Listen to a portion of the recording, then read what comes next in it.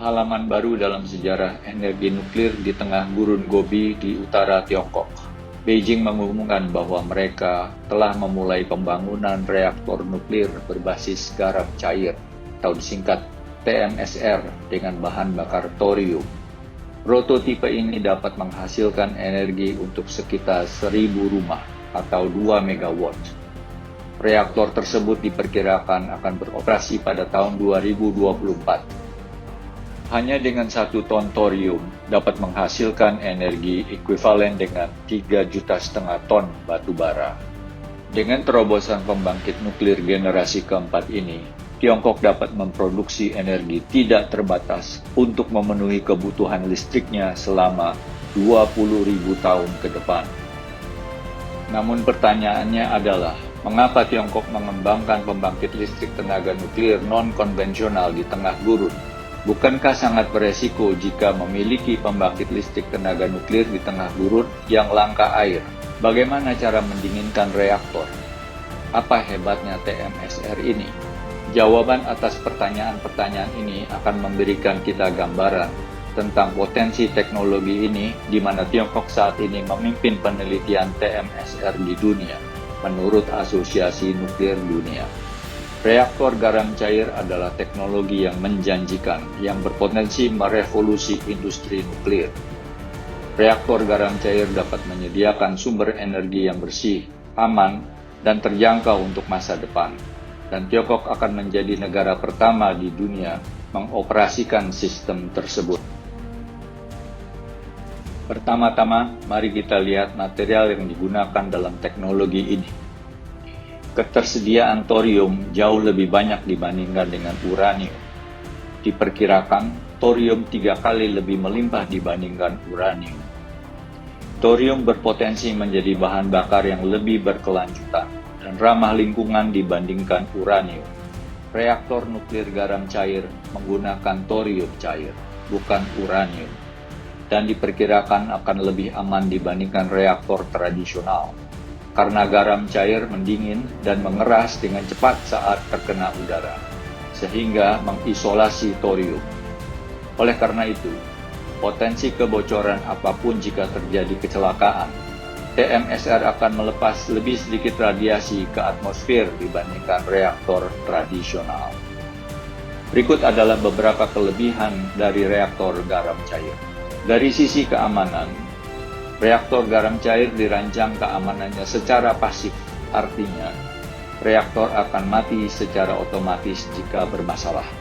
Dari sisi efisiensi, reaktor garam cair dapat beroperasi pada suhu yang lebih tinggi dibandingkan reaktor nuklir konvensional, yang berarti dapat menghasilkan lebih banyak listrik dari jumlah bahan bakar yang sama. Dari sisi ekonomi, reaktor garam cair diperkirakan lebih ekonomis karena biaya operasional yang lebih rendah dan waktu konstruksi yang lebih singkat. Selain itu, reaktor tersebut dapat dibangun dengan skala lebih kecil sehingga lebih fleksibel untuk memenuhi kebutuhan. Thorium lebih melimpah dibandingkan uranium, sehingga dapat digunakan untuk menggerakkan reaktor nuklir selama ribuan tahun ke depan.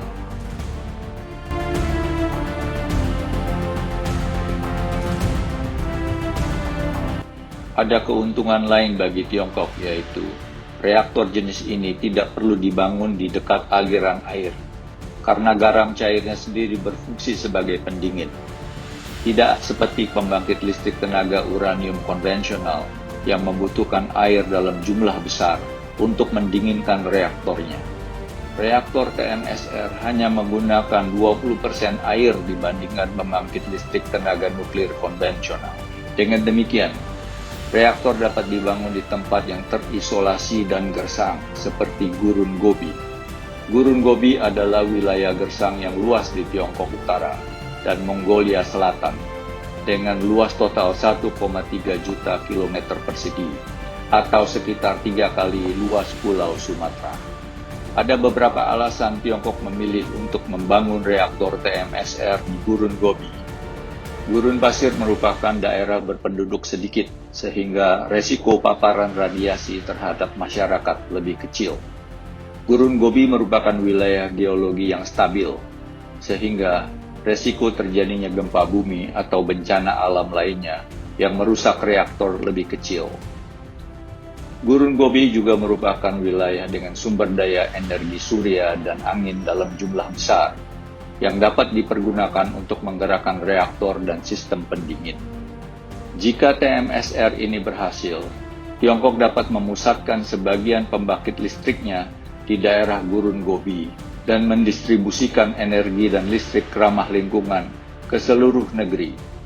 Ini adalah contoh lain di mana Tiongkok menerapkan kemajuan teknologinya dan memanfaatkan gurun pasir luas yang tampaknya tidak berguna untuk menghasilkan listrik bagi rakyatnya.